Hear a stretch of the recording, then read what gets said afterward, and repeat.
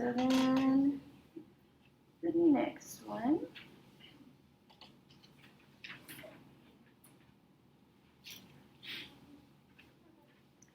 The next one, x minus c. How is that one going to change stuff for us, Ethan? On x minus c? Mm-hmm. It will shift right. Yeah. And how would that change the ordered pair? It would be x plus c. Mm-hmm. And y would stay the same. That's right. Excellent. Okay. Negative out in front of the f of x. So that's like the negative out in front of the square root. Like the one we just did a minute ago. So Becca, what does that do? Yes.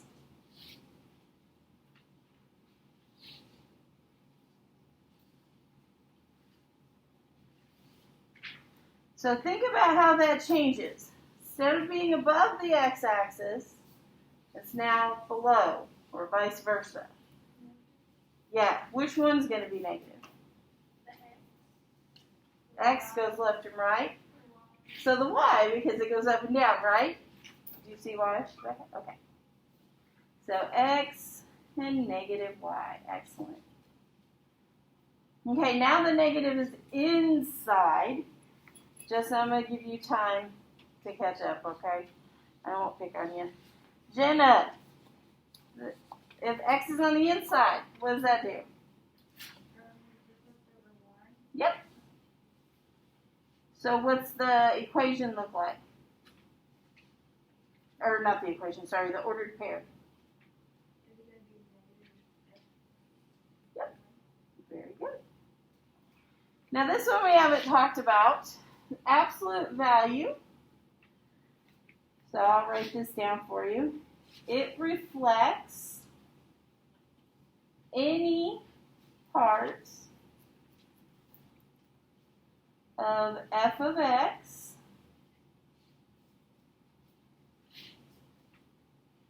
below the x-axis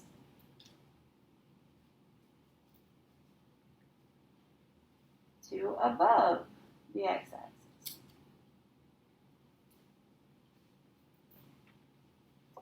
Now let's think about that. What does absolute value do?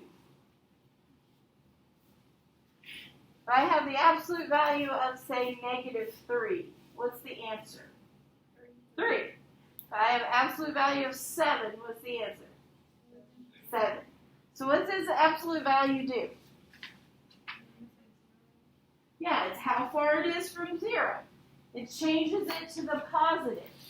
So that's what this is doing. If we take any f of x that's below the x-axis, so that's in the negative, then we move it to above. But it didn't say we moved any that was above, below. We don't switch that. You only switch what's negative. Okay. And then a number times f of x. We talked about that a little bit yesterday. Let's see, where was I at? Taylor, what does that do? Yes, very good. The vertical dilation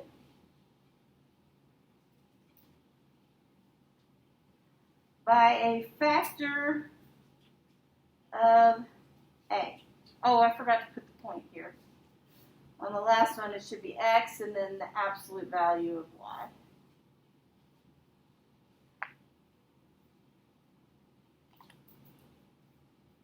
And since it's a vertical dilation, and x doesn't change, but y is going to be times a. It's going to be 2 times bigger.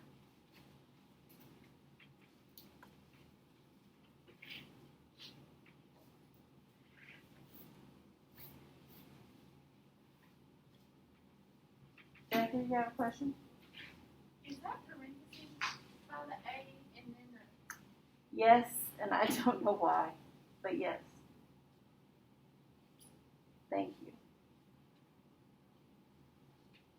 I think I was thinking about the point.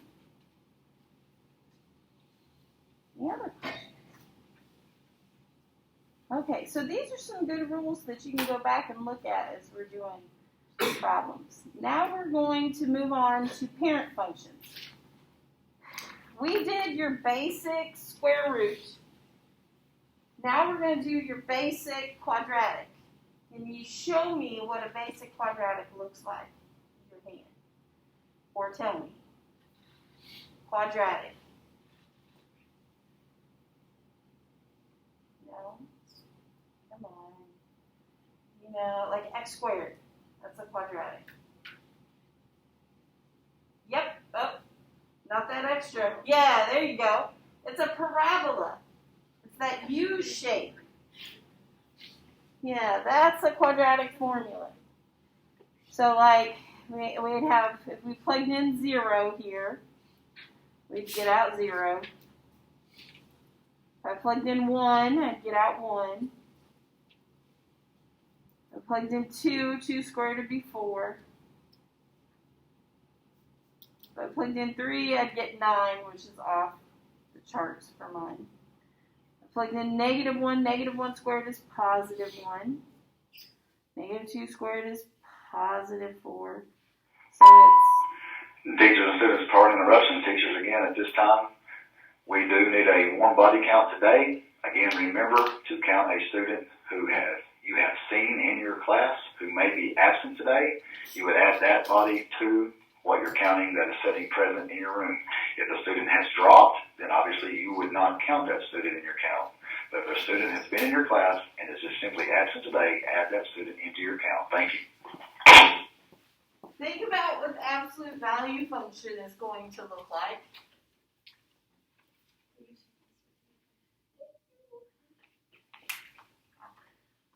Anybody remember what the absolute value function looks like? What shape it's in? Yes, we have a straight line, but then remember it's always going to be above the x-axis. So it's not just a straight line. What would it look like?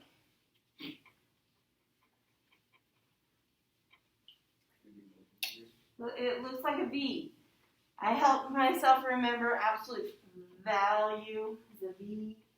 Helps you remember it's always in the shape of a V. So like, still 0, 0.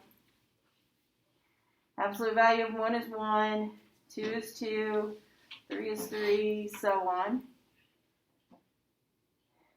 And as I go to the left, absolute value of -1 is +1.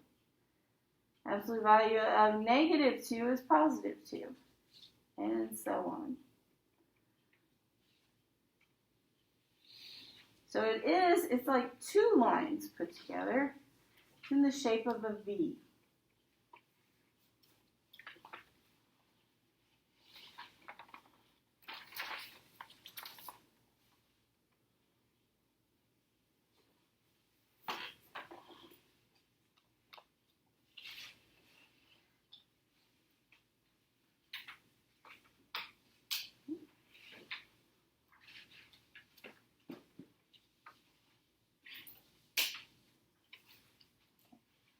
All right, let's see. Ethan, let's put the phone up. Thanks. Okay, so cubed root. Most of us probably don't know what this one looks like, so I'm going to make a chart. Let's see.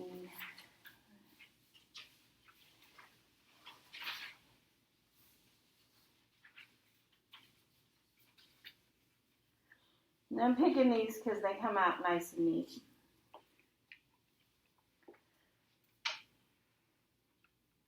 Just so you can get an idea of what the basic shape is.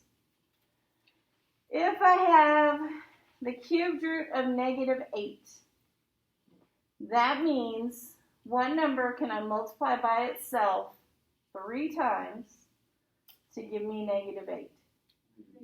-2. What about the cubed root of -1?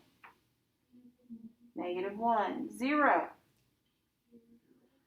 1. 1. 8. Good. So let's graph those. -8. Well, it only goes to 7. No. I'm gonna do it right here.